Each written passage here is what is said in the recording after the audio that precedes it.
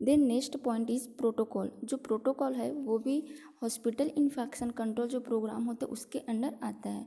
So what is protocol? Protocol that means follow rule regulation, ठीक है। जो hospital में जो रूल रेगुलेशन होते हैं उसको हम लोग फॉलो करते हैं उसको बोलते हैं protocol. And protocol that means health care setting a protocol also called a medical guideline. जो प्रोटोकॉल होता है उसको हम लोग गाइडलाइन, मेडिकल गाइडलाइन भी बोलते हैं। Set of instruction which describe a process to be follow to investigate a particular set of finding in a patient. हम लोग इसमें क्या करते हैं, कोई भी जैसे इन्वेस्टिगेशन कर रहे हैं तो उसमें क्या रहता है, एक पर्टिकुलर सेटिंग रहता है कि जैसे फॉर एग्जांपल हम लोग पेशेंट का कोई भी बहुत सारे इन्वेस्टिगेशन होते हैं जिसमें से अगर हम लोग ब्लड इन्वेस्टिगेशन अगर करेंगे तो उसमें का जो टेक्निक होता है क्या होता है, उसका एक प्रॉपर टेक्निक होता है, एक रूल्स होता है, उसको हम लोग बोलते हैं प्रोटोकॉल। एक रूल इन्वेस्टिगेशन के थ्रू हम लोग क्या कर सकते हैं, जो भी पैथोजन उसको फाइंड आउट कर सकते हैं और जिसके थ्रू हम लोग जो भी डिसीज़ है उसको ट्रीटमेंट के थ्रू हम लोग कंट्रोल कर सकते हैं, that is protocol. Then next is specimen collection. Specimen collection के थ्रू ही हम लोग क्या कर सकते हैं, जो भी पेशेंट का ट्रीटमेंट अंडर डिसीज़ जो भी है उसको हम लोग कंट्रोल कर सकते हैं। और जो प्रोटोकॉल होते हैं मोस्टली फॉलो होता है इन्वेस्टिगेशन में।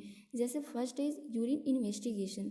तो जो यूरिन इन्वेस्टिगेशन स्पेसिमेन होता है तो उसको हम लोग कंटेन पहले क्या करेंगे, जो मिड स्ट्रीम यूरिन मीन्स होता है बीच का जो यूरिन होता है, स्टार्टिंग का नहीं, बीच का जो यूरिन होता है उसको हम लोग बोलते हैं mid stream urine.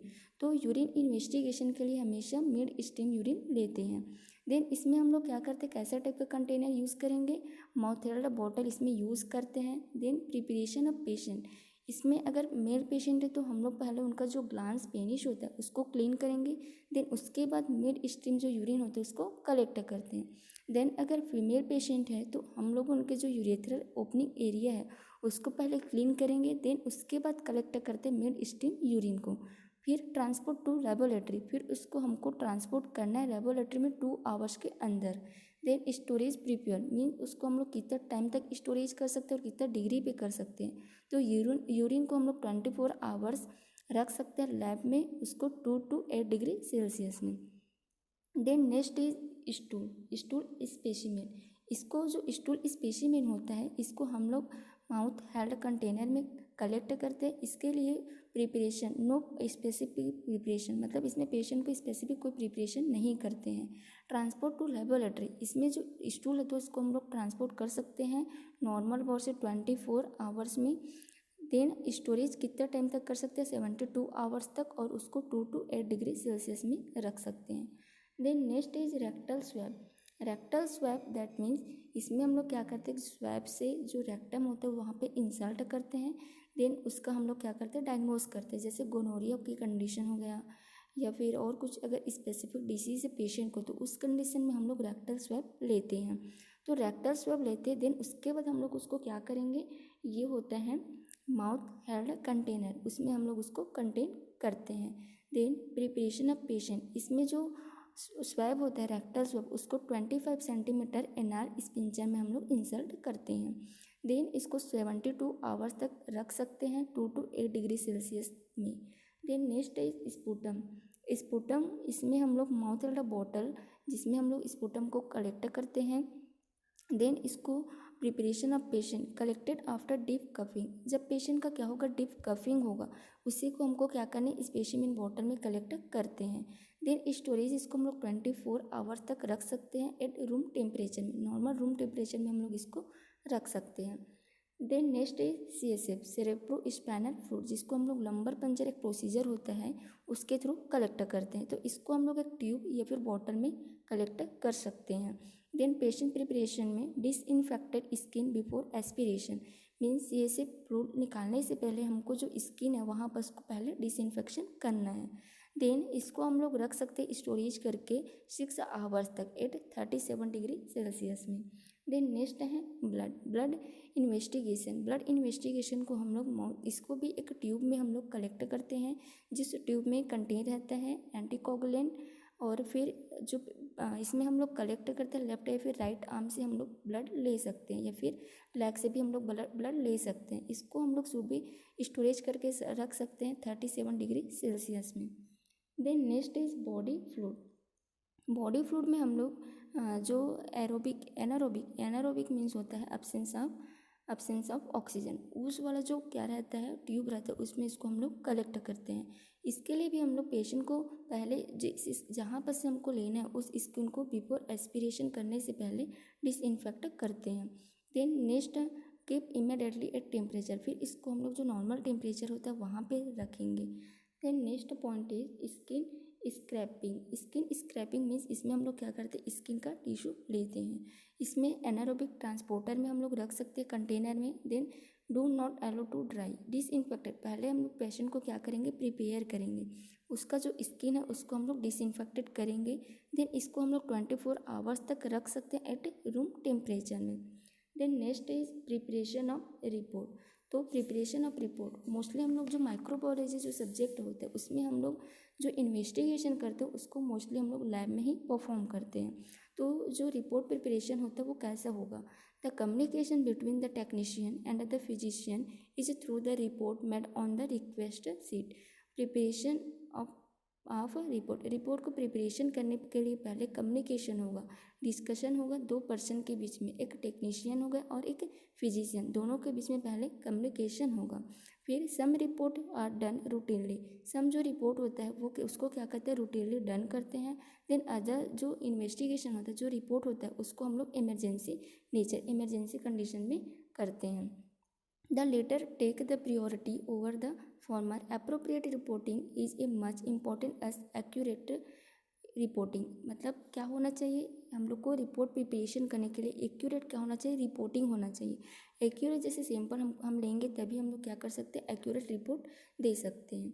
Then reports of laboratory finding in microbiology are submitted to the physician at different stage of laboratory diagnosis, जो रिपोर्ट होता है उसको हम लोग लेबोरेटरी में ही फाइंडिंग करते हैं, देन उसके बाद हम लोग रिपोर्ट बनाते हैं। तो जो रिपोर्ट होता है उसके थ्रू हम लोग जो भी डायग्नोसिस होता है डिफरेंट का जो डायग्नोसिस होता है उसको हम लोग डायग्नोस कर सकते हैं। Then the final confirmatory report is communicated only after the completion of work, जो रिपोर्ट होता है जो इन्वेस्टिगेशन होता है तो इन्वेस्टिगेशन कंप्लीट होने के बाद ही हम लोग क्या कर सकते हैं, जो इन्वेस्टिगेशन हम लोग कर उसमें से हम लोग फाइंड आउट कर सकते हैं after investigation. Then next is हम लोग पढ़ेंगे accountability in nursing. Accountability means होता है दैट मीन्स रिस्पॉन्सिबिलिटी, ठीक है। तो हम लोग पढ़ेंगे नर्सेस अकाउंटेबिलिटी मीन्स हॉस्पिटल में भी नर्सों को क्या होना चाहिए रिस्पॉन्सिबिलिटी होना चाहिए। तो अकाउंटेबिलिटी हम लोग देखते हैं, accountability is a legal obligation, जो अकाउंटेबिलिटी होता है जो रिस्पॉन्सिबिलिटी होता है वो क्या होता है लीगल ऑब्लिगेशन होता है इन हेल्थ केयर सेंटर में आल्सो, और इसको हम लोग इथिकल और मोरल रिस्पॉन्सिबिलिटी भी बोल सकते हैं। Then assuming responsibility for one on nursing practice in the most important, जो रिस्पॉन्सिबिलिटी होता है वो ऑन हमारा जो नर्सिंग प्रैक्टिस होता है उसमें मोस्ट इम्पॉर्टेंट होता है। जैसे हम लोग क्या करें पेशेंट का केयर करें वो हमारा क्या होता है हॉस्पिटल में रिस्पॉन्सिबिलिटी होता है। तो हम जो नर्सिंग प्रैक्टिस होता है उसमें जो रिस्पॉन्सिबिलिटी होता है वो एक मोस्ट इम्पॉर्टेंस होता है। ये professional knowledge and skill to make decision in the best interested of the patient, जो प्रोफेशनल होते हैं जो प्रोफेशनल नर्स होते हैं उनमें क्या होता है रिस्पॉन्सिबिलिटी होता है कि वो अपने प्रैक्टिस अपने केयर के थ्रू क्या कर सकते हैं अपने नॉलेज के थ्रू जो पेशेंट है उसको अच्छे से ट्रीटमेंट कर सकते हैं, और वो अगर पेशेंट की में रिस्पॉन्सिबिलिटी एंड नॉलेज है तो वो इजीली से डिसीजन मेकिंग कर सकता है। Then next point is the level of responsibility and accountability depend on professional level, हमारा जो रिस्पॉन्सिबिलिटी है वो हम डिपेंड करता है हमारे प्रोफेशनल लेवल पे। जैसे इसमें है चार्जेस नर्स, जो चार्ज नर्स होता है उनका मोर रिस्पॉन्सिबिलिटी होता है देन किसके अपेक्षा जो एक स्टाफ नर्स होते हैं उसके अपेक्षा। देन रजिस्टर जो नर्स होता है उनका मोर रिस्पॉन्सिबिलिटी होता है देन जो लाइसेंस प्रैक्टिस जो नर्स होते हैं उसके अकॉर्डिंग। तो जो रिस्पॉन्सिबिलिटी होता है वो एक प्रोफेशन के अकॉर्डिंग होता है, जैसे जैसे प्रोफेशन होता है वैसे वैसे क्या होता है हमारा रिस्पॉन्सिबिलिटी होता है, that is accountability. Then next is delegation.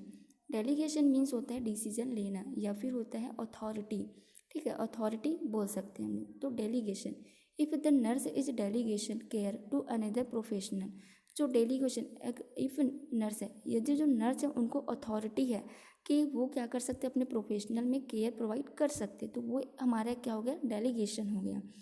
Health care support staff, जिसमें जो health care support staff and जो रिलेटिव्स होते हैं, मीन्स जो पेशेंट के रिलेटिव्स है या फिर जो डॉक्टर्स है, वो क्या करते हैं, सपोर्ट करते हैं या फिर वो अथॉरिटी देते हैं। तो उससे हम लोग क्या कर सकते हैं, जो पेशेंट है उनको हम लोग ट्रीट कर सकते हैं।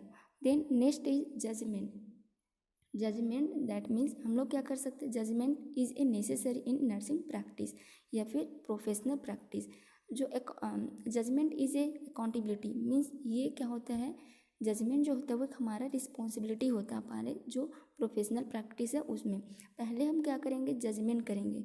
जैसे कोई भी पेशेंट है उसको हम लोग क्या कर सकते हैं, जैसे यहाँ पे दिखा है एक नर्स होती है जो क्या करते हैं, एक पेशेंट से हिस्ट्री लेते हैं। तो हिस्ट्री के पेशेंट से या फिर उनके जो फैमिली मेम्बर है उससे क्या करते हैं, हिस्ट्री लेते हैं फॉर जजमेंट करने के लिए।